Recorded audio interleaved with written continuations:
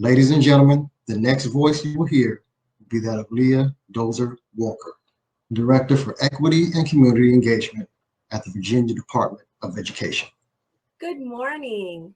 It's so great to be with you this morning to have this very critical and timely conversation about systemic inequity, systemic racism, and all the systems that are perpetuating oppression of marginalized and racialized communities in our nation, in our state, and in our local communities. I'm Leah Walker, the Director of Equity and Community Engagement at the Virginia Department of Education, and I am so grateful for the invitation to join you all for this conversation today. I do have some slides, and so I'm going to get right into my presentation by sharing my screen. And I'll get little on the screen there while we have this conversation about leveraging difference, advancing equity, and creating impact.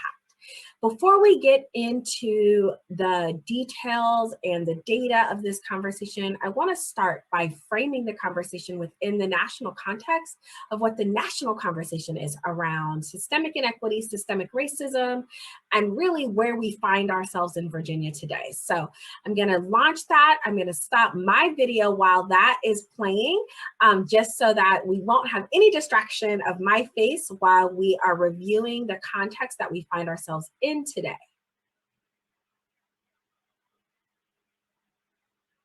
Former slave status. For a marked visibility enforce the division between former slave and non-slave. In this racism, the slave body disappears, but the Black body remains and is morphed into a synonym for poor people, a synonym for criminalism, and a flashpoint for public policy discourse. And this is where we find ourselves today, having a conversation about systemic racism. The Aspen Institute defines systemic racism as a system in which public policies, institutional practices, cultural representations, and other norms work in various ways, often reinforcing each other to perpetuate racial group inequity. Structural racism is not something that a few people or institutions choose to practice. Instead, it has become a feature of the social, economic, and political systems in which we all exist. That is a definition of systemic racism. James Baldwin said, "Not everything that is faced can be changed, but nothing can be changed until it is faced." And so we're going to do a little fact walk through the data. We're going to face some really difficult facts as we begin this conversation about systemic inequity.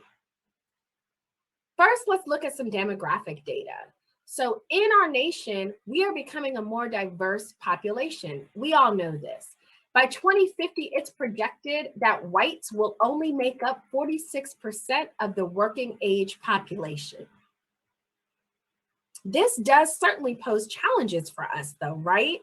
And some of those challenges manifest themselves in the workplace, in the business world, in our own interactions with individuals who are different from us.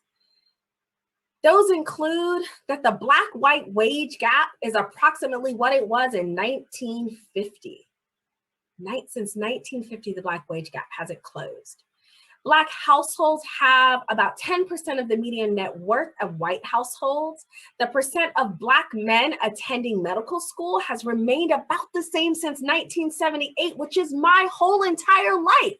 Only 40% of employees have ever spoken out about racism at work. 40% of white employees, that is. 54% of Black women say that they are often the onlys in their workplace, meaning that they are the only one or only one of a Black individual in a meeting or in a room. And more than 1 in 4 Black women have had someone in their workplace use that microaggression, "You are so articulate," while just 1 in 10 white women have had the experience of someone being surprised at their language skills.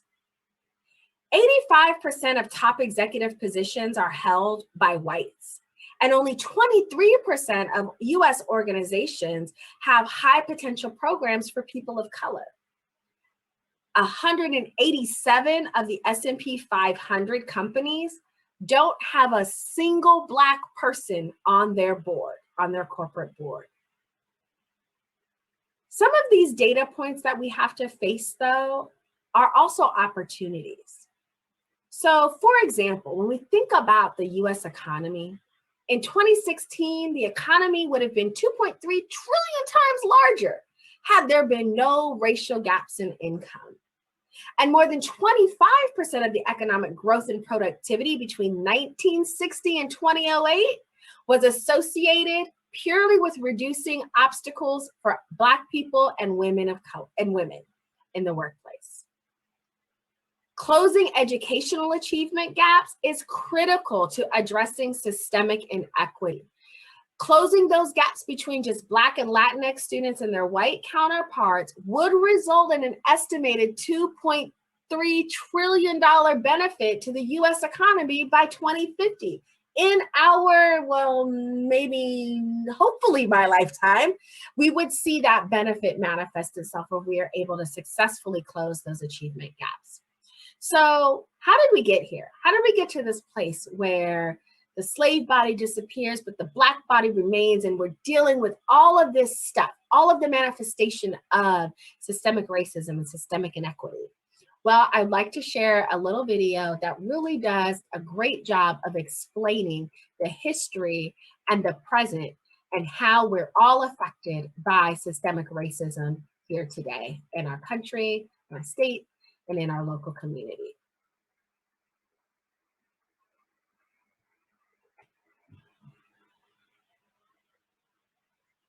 This is Jamal. Jamal is a boy who lives in a poor neighborhood. He has a friend named Kevin who lives in a wealthy neighborhood. All of Jamal's neighbors are African American, and all of Kevin's neighbors are white. Because Jamal's school district is mostly funded by property taxes, his school is not very well funded. His classrooms are overcrowded, his teachers are underpaid, and he doesn't have access to high-quality tutors or extracurricular activities. Kevin's school district is also funded by property taxes, so his school is very well funded.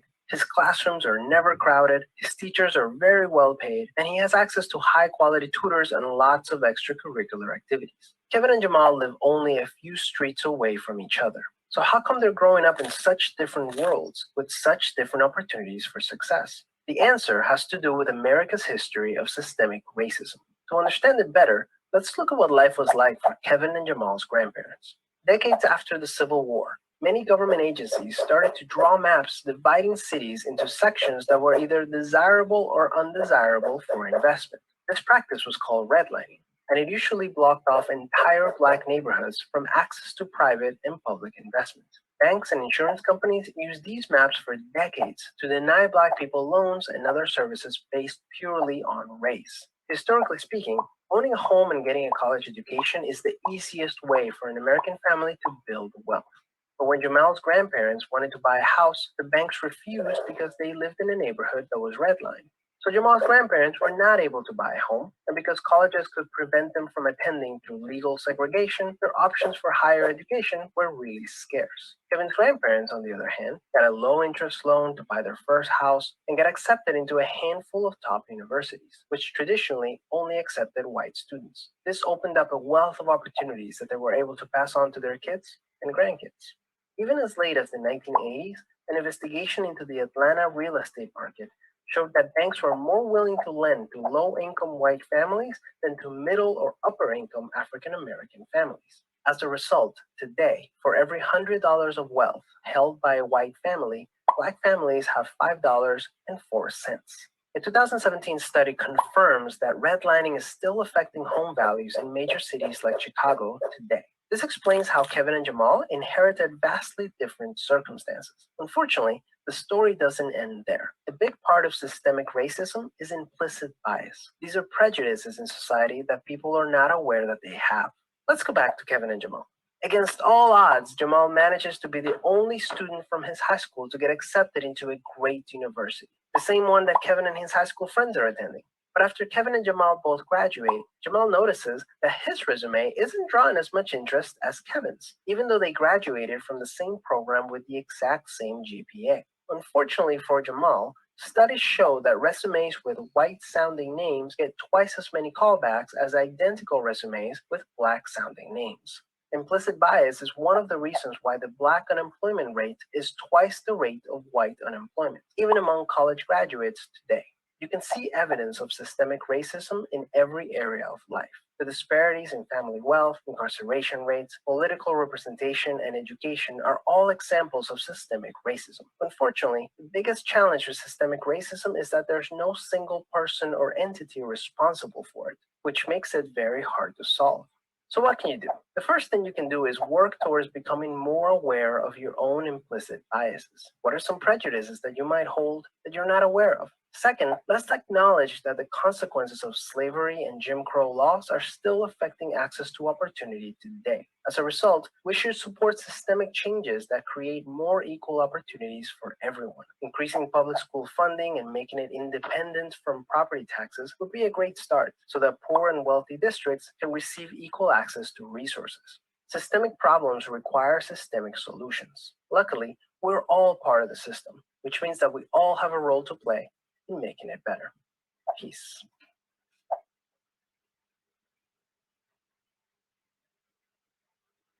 All right. So now that we have a firm footing and understanding of systemic racism, the connection between systemic racism and systemic inequity, let's think a little bit more about the Virginia context.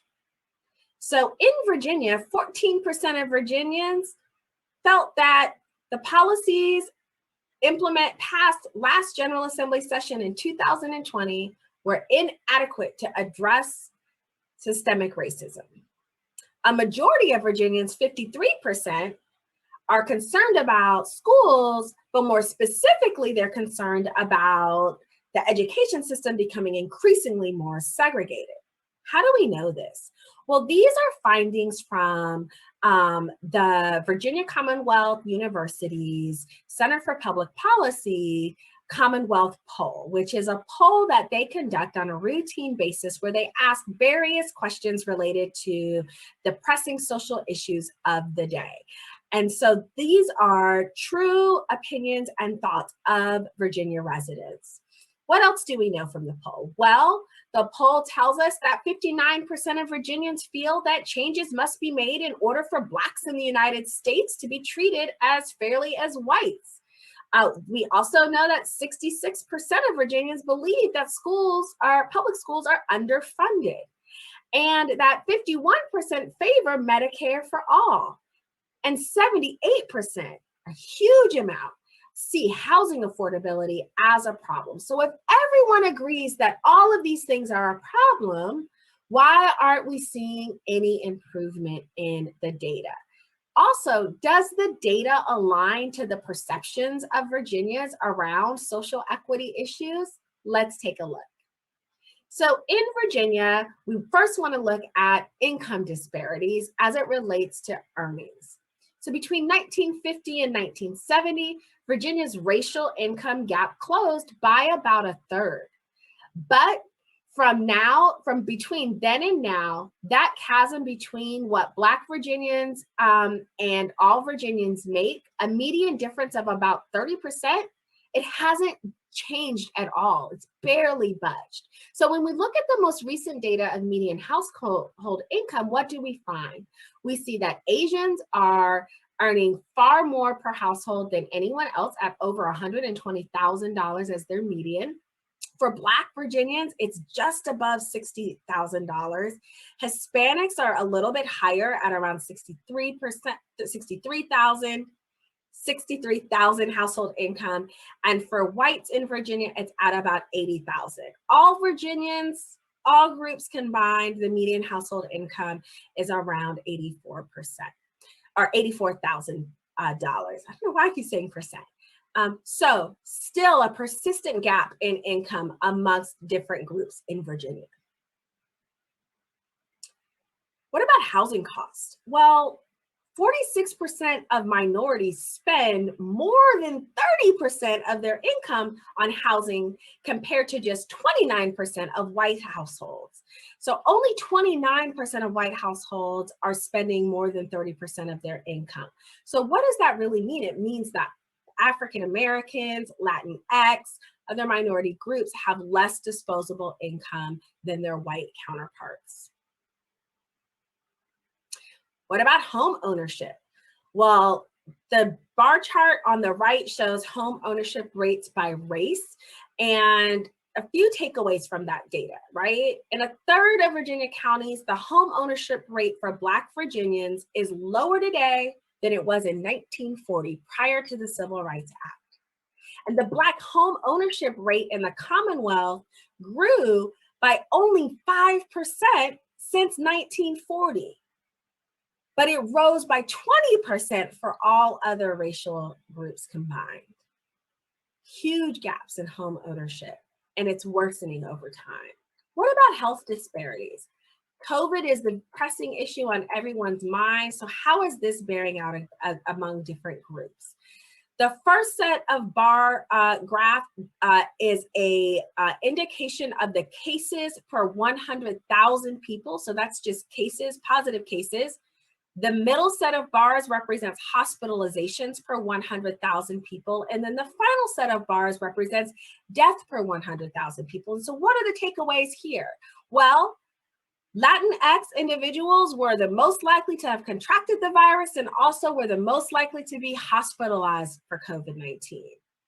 But Black people were the most likely to have died from COVID-19. And these rates are as of March 7th, 2021. So just about a month ago. That's the most recent data that's been published by VDH. What else do we know about COVID?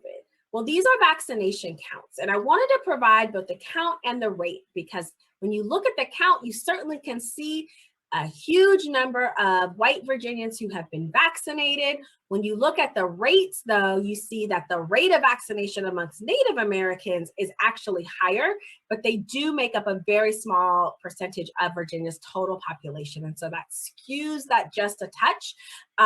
But you can see that for African Americans, we're low on both of those bars. Either way you look at it, if you look at it as a rate or if you look at it as a count, we're still not being vaccinated at the same frequency as other demographic groups in Virginia.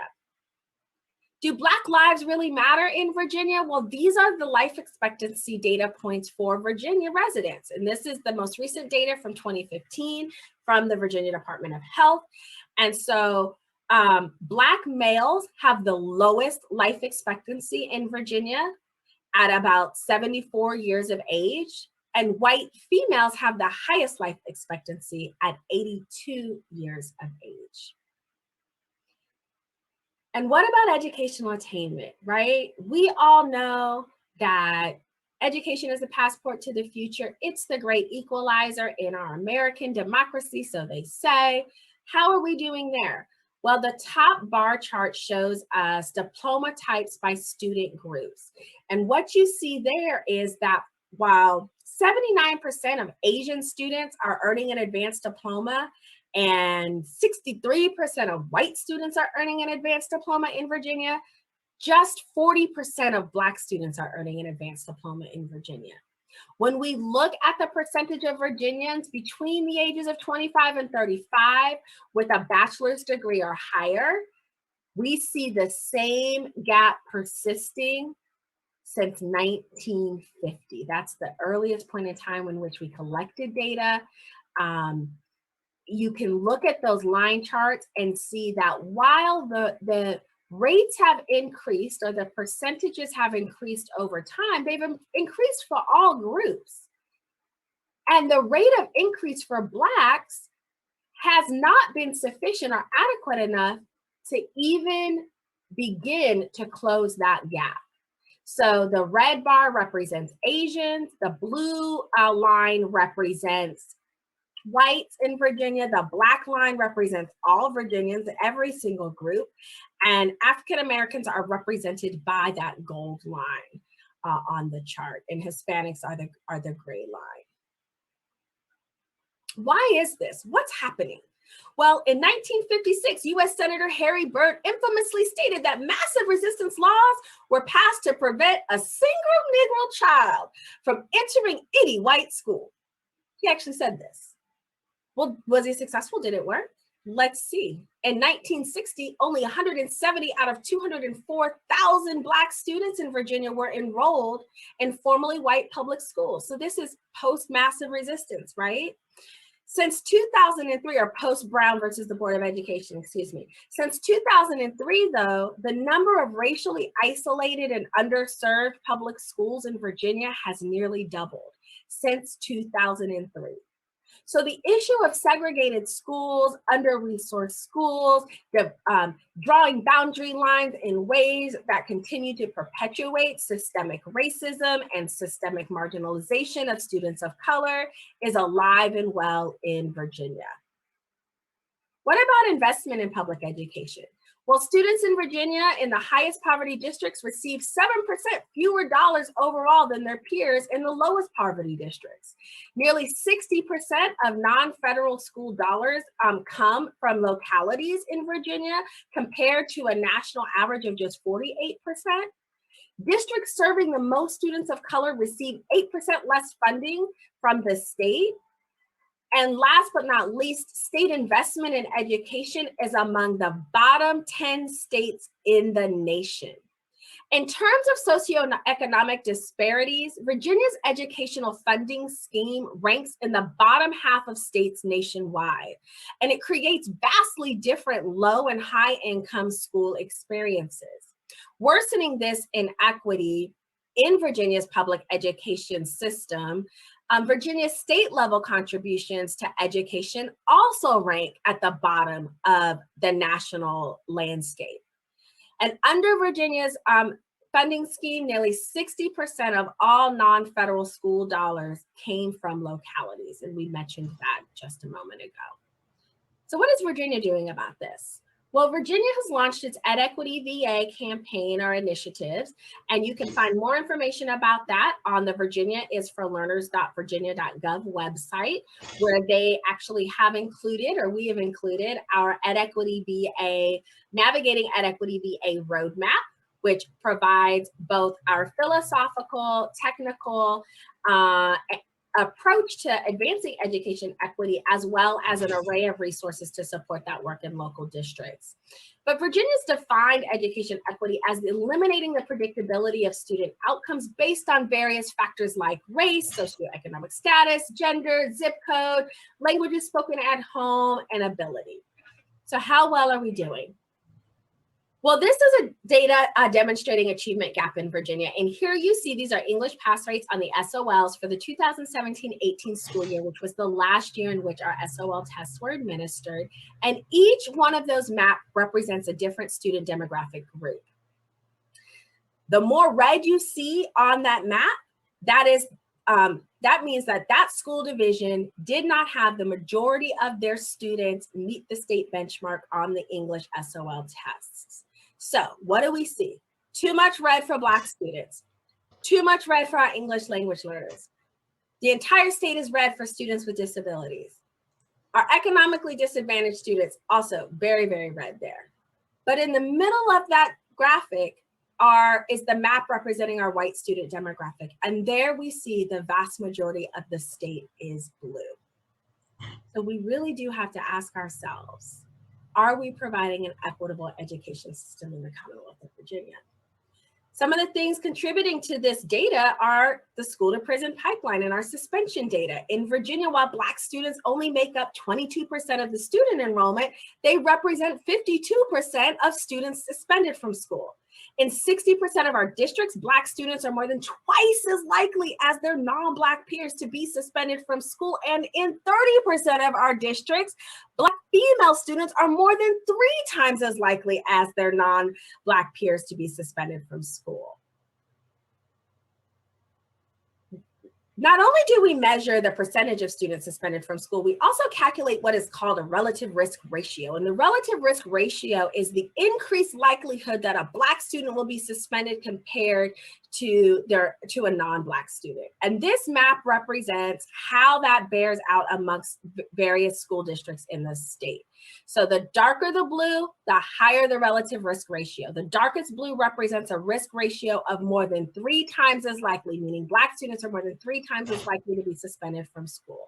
What is most notable on this map, though, is that of all the 132 districts in the state, there are just 5 school divisions in the state where disproportionality amongst school discipline dispensation for Black students is not present or evident as measured by a relative risk ratio. What else is impacting academic achievement? Access to gifted programs. The Education Trust, which is a national equity think tank organization, says that there are 52 Black students enrolled in gifted and talented programs for every 100 Black students who would need to be enrolled in order for the state to achieve fair representation. That is a huge gap. In Virginia, Asian students make up 7% of the student population, but 14% of students identified as gifted. White students make up 48% of the student population, but 58% of the students who are identified as gifted. And while Black students comprise 22% of the student enrollment, they are only 12% of the students who are identified as gifted. Access to advanced programs is also where we see huge gaps in opportunity, what we call the opportunity gap. And so that data is presented for you there. Another notable data point here is that Asian students represent 18% of the students enrolled in governors programs. And remember, they only represent 7% of our student enrollment. And while 40% of our students in the state are economically disadvantaged, they represent just 18% of governor's school enrollment. So how do we begin to address this? Well, we have got to become anti-racist. Remember, I said we can't talk about systemic inequity if we are not talking about systemic racism. So let's get right into the anti-racist conversation. I like to think about anti-racism activation in 3 tiers: the ally, the accomplice, and the actor. You see, we've got lots of allies in this graphic. We've got a little less of accomplices and even fewer actors. And that is really problematic and why we're not seeing the change we need to see. So what does this look like? What does it mean? What are the profiles of each of these characters? So an ally, allies believe racism exists. They are themselves not racist. They are, however, bystanders to systemic racism. They tend to stand behind people of color in the movement. Allies acknowledge the impact of systemic racism, but they don't necessarily amplify the voices of the oppressed. Allies, they don't advocate for marginalized and racialized people. Instead, they tend to offer support, right, and encouragement for leaders in the movement through things like philanthropy, thought partnership, book studies, maybe, and likes on social media. You remember when everyone changed their square to a Black square? That's likes on social media. Who are the accomplices? Well, accomplices, they stand with you. They believe racism exists too. They acknowledge, though, that they are benefiting from racism, systemic oppression, and white privilege. They stand alongside leaders in the movement. They're right there next to you, arm in arm. Accomplices begin to facilitate discourse on bias, discrimination, equity, and inclusion. Accomplices tend to participate in more meaningful ways to dismantle systemic racism and combat discrimination, though they may themselves not be the ones actually leading the movement. And then there are actors. Actors, they know racism exists. They stand on the front line advocating for justice and equity. Actors are willing to sacrifice their privilege if they have to combat oppression, and they provide shields against oppression and construct barriers to impede the infiltration of racism and systemic oppression in organizations. Actors are visible, most importantly. You know exactly who actors are. Actors activate themselves. They don't wait to be mobilized. They educate themselves on anti-racism, critical race theory, cultural competence, and the history of oppression in America. Actors, they empower others to advance racial equity. They use their positions of power, authority, and influence to empower others to advance equity and anti-racist practices. What does it take to become an actor? You have to be a courageous equity leader. And courageous equity leaders normalize, identify, empower, disrupt, and reflect. What does that mean? They normalize conversations about race, racism, and inequity. They identify inequities and make them visible through things like data sharing, reporting data, talking about the data. They empower and support colleagues and leaders and staff in their efforts to advance equity and ameliorate racism. They are disruptors. They disrupt discourse, practices, and policies that perpetuate systemic racism and inequity. And they are reflective, meaning that they reflect critically on ways to engage actively so that every individual thrives and experiences a sense of belonging. There is just one way. There's only one way to a more just society. Angela Davis said, in a racist society, it is not enough to be non-racist. We must be anti-racist. Being racist or anti-racist, it's not about who you are. It's about what you do. Desmond Tutu reminds us, if you are neutral in situations of injustice, then you've chosen the side of the oppressor. And John Lewis tells us, you must be bold, brave, and courageous, and find a way to get in the way. Those courageous equity leaders, and we have it in each of us to be a courageous equity leader. Being a courageous equity leader is not necessarily the person you voted for. It doesn't have to be the person who's leading your organization. It doesn't have to be the president of the organization or the CEO of the corporation or the director of your department. Each and every one of us needs to feel empowered to be a courageous equity leader, to be a disruptor, to be a person who normalizes conversations about race, racism, and inequity. And when we do that, then we will be able to see this triangle flip upside down so that our actors become the base of the triangle and grow in numbers. And that is what we build the movement to eradicate racism and systemic inequity from our society. I'm so glad that I had the opportunity to share my thoughts with you on systemic racism and systemic inequity. Thank you so much for the invitation by the 200 plus Black men of Hampton Roads. I'm looking forward to engaging further with you in some question and answer. And again, it has been my true pleasure to talk with you about creating impact for the eradication of systemic racism. Thank you so much.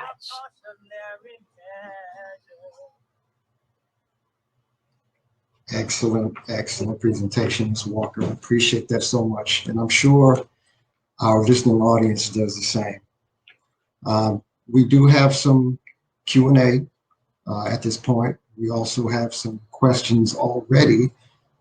Thankfully, people have been engaged. I like that. So let's start with Anthony Sandiford. Are you ready, Ms. Walker? I am, yes. Good to see you. Yes, you too. Mr. Sandiford asks, how have race-neutral social policies contributed to the sustainability and evolution of systemic racism? Also, what kind of reforms are needed to counter this issue?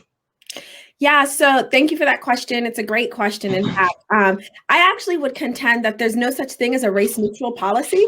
I think when we have a society in America that was founded upon and predicated on the institutionalization of racism through building a country, right, on the backs of institutionalized slavery, which is the ultimate oppression of a group of individuals, there is no such thing as a policy that is race-neutral. Every policy has an impact as it relates to race and either perpetuating racism or disrupting racism from within our system.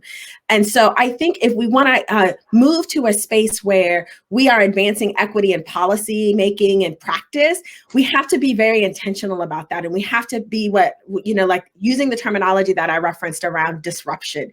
We have to really dig deep into understanding the origin of policy, why decisions were made why resources are allocated in the ways in which they are, knowing the history, right, of oppression. There's an actual historical context to oppression in America, and understanding how that has been embedded into institutions, policies, and practices is how we begin to disrupt it and remove those barriers to fairness and equity and justice for everyone. Excellent, excellent. I hope that answered your question, Mr. Sanford. We do have another question from Mr. Jonathan Romero, and he asks, setting aside historical incidences of mistrust within the healthcare system, such as the Tuskegee experiment, which is well known, why do you think that there is a gap in the vaccination rates between African Americans and other races? I think it is the same as why there are gaps in every other sort of metric that we measure, right? It stems from the fact that we don't have adequate resources in the communities where African Americans are concentrated. Take Richmond for an example. The two largest vaccination centers in the city of Richmond, neither one of them, or in the Richmond region, neither one of them were located in the areas where the most number of African Americans were concentrated. And one of them wasn't available to get to by bus. So when you ask the question, right, like, why are there limitations in terms of the rate of vaccination about African Americans? We have to look at the strategy that's been deployed to actually vaccinate African Americans. How are they able to access the information? If it's through online registration, and we know that there are disparate access to the internet and digital sort of competency amongst various demographic groups that are largely predicated on your educational attainment levels, that's also creating a barrier to access, right? So all of these systems interact together, and what we have to have are policy decision makers who are attuned to that, so that they can understand when they design systems to distribute vaccine, that they take those things into account to ensure that no one's being further marginalized or left behind. So I would say, you know, there was sort of a, I don't want to necessarily call it propaganda, but there was a lot of messaging around the reticence of African Americans to take the vaccine, right? That there was this fear in the African American community around vaccines in general, or distrust from the healthcare system. And all of that is there. But I don't think that meant that Black people didn't want to get vaccinated, right? Because everybody I know wanted to get vaccinated, and they were trying to find out, how can I access the vaccine? We should think about, right, as we continue to roll out vaccination strategies, how do we center and prioritize the most vulnerable populations to get the vaccine first? You know, from my perspective, when we think about that, we prioritize individuals who are 65 and older. Well, that made sense from like a medical perspective. From a social equity perspective, it actually didn't make sense, because people who were 65 and older weren't going anywhere. They were staying home, right? They were not coming into contact with individuals regularly. They're not going to work. But you know who is going to work? Black people and Latinx people. They have to work, because if they don't leave their house and go to work, then they're not going to be able to feed their families. How did we miss the opportunity to prioritize those individuals at the beginning of the vaccine distribution? And so I think all of those things attribute to why we're seeing the disparate rates of vaccination in Virginia and nationally. Excellent, excellent. Thank you so much. Let's see, we have some time for a few more questions. Let's see, here's one. Do you have any recommendations on how to broach this subject with friends who are members of the majority demographic? That's a good question. It is a great question. And so I have two kind of competing views about this. And I feel like in doing this work of equity that I operate in a constant state of like cognitive dissonance, where I'm constantly battling my own thoughts and perceptions around these things. So on the one hand, I say, racism was created by white people, and white people have a duty and an obligation, right, to eradicate it and to fix it. Because like we didn't create this system, you know, we were kidnapped and brought here. But on the other hand, we're not going to move. The movement cannot alone be shouldered by people of color, right? And so how do we build more anti-racist actors in our society? And I do believe it begins with what I discussed, which is that courageous leadership and the components of courageous leadership, normalizing conversation about race, right? Like friends who are of the majority persuasion, if we want to use that terminology, you can't be in my inner circle if you can't talk about race. We've got to be able to have that conversation, because I can't engage with you authentically if we have to be afraid to talk about racism, because I don't actually get the privilege of living every single day and not having to think about racism, right? I think about it, it impacts my life every single moment of the day. So I do think that we have to get comfortable with being uncomfortable and having those critical conversations, and holding people accountable. It's in our personal relationships and in our professional settings. We need to start demanding accountability for racism. We need to be able to hold our personal relationships accountable to racism, racist beliefs.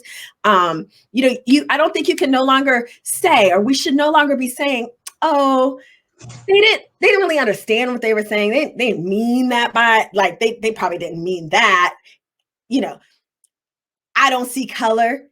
We've got to challenge that every single moment of the day. We have to challenge everybody who says, I don't see color, I'm not a racist. Well, by saying you don't see color, you actually are sustaining oppressive and racist systems, because when you don't acknowledge that people of color experience the world differently, then you are contributing to the perpetuation of racism and racist systems. So I think we just have to get bolder. We have to be, it takes a lot of work and energy and effort, and decide who are the individuals in your life whose relationship matters enough to you that they are able to have the knowledge necessary to activate themselves as an anti-racist actor. Wow, excellent answer. Thank you. Thorough too. We do have one more question from the community from IK Carter. As a physician and vaccinator, the people in the less than 30-year-old age group are the worst vaccine refusers. We are vaccinating right in the Black community in Norfolk week after week. Solutions? Yeah, I think that we need to have more surrogates who are trusted, trusted voices in our communities to speak to the importance of this vaccination issue, and in particularly around communities of color. We need to be able to tap into what are our unique cultural norms and use those cultural normalities to move people to where we need them to be from the public health standpoint, right? So here's an example of that, which is going to kind of be like, I hope you'll get it. It's a little abstract, but I hope everyone will understand it, right? There was recently a video that went viral on social media where the new Secretary of Health and Human Services, who was a Black woman, walks into the room. She walks up to the podium, right? And she says, "Good morning." And nobody responds to her, right? Now, we know as Black people, that's a no-no. First of all, there's no elder coming into no room saying good morning and you ain't speaking, right? That's something that's cultural to us. That is a part of our cultural identity and the way that we respect others in our community. So she says good morning. Nobody says anything. And she says good morning again, right?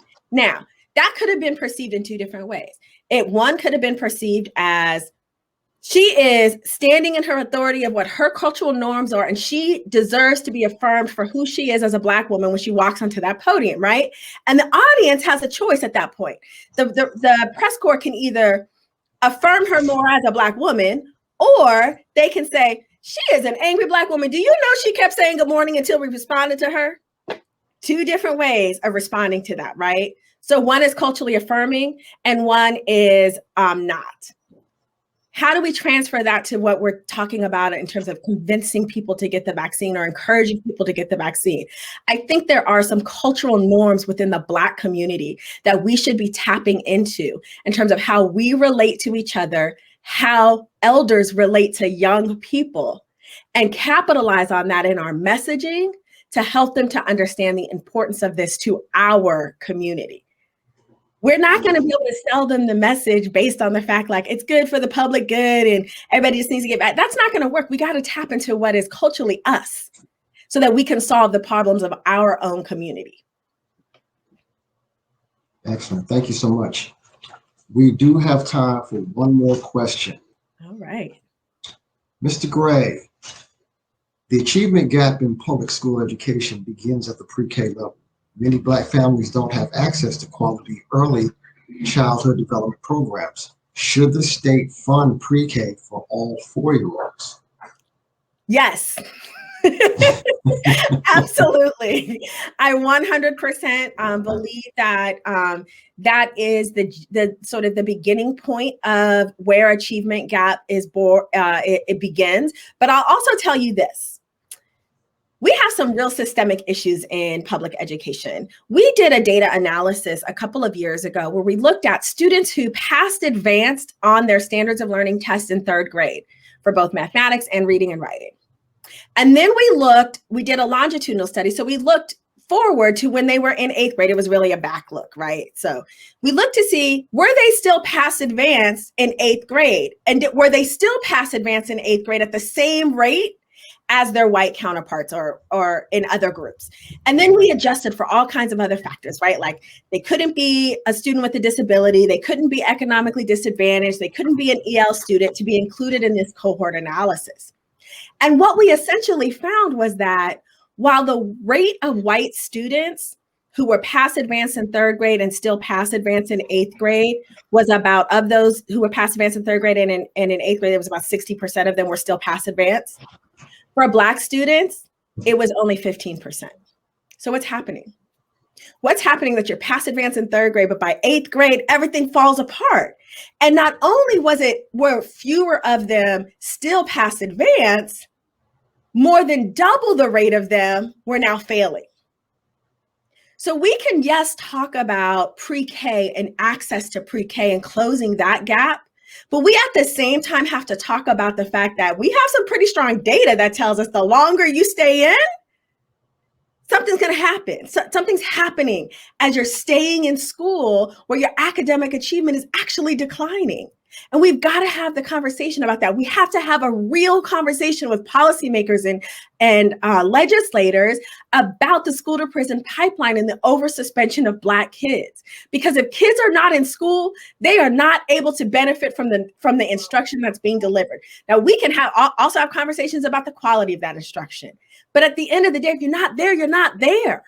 And if you're not there because you got suspended, because the teacher didn't like your hairdo, or didn't like the tone of your voice when you responded back to them, because these are the types of things that Black kids are being oversuspended for, we're not going to close gaps, right? So I think the only way to address the oversuspension of Black students is to increase accountability for schools and teachers who are contributing to this. Absolutely. Thank you so much. Unfortunately, we have run out of time for Ms. Walker to answer any more questions. They were powerful questions as well as powerful answers. Thank you so much. Not just me, but our organization, and I know the community does as well. I've seen the comments coming through, and I think you have as well. Yes. So, thank you for inviting me to be here today. I certainly have enjoyed the dialogue and the discourse, and best of luck to the 200 Black men of Hampton Roads. I know that you all do great work in the community. You are a valued community asset. And if there's any way that I can support your work in the future, please let me know.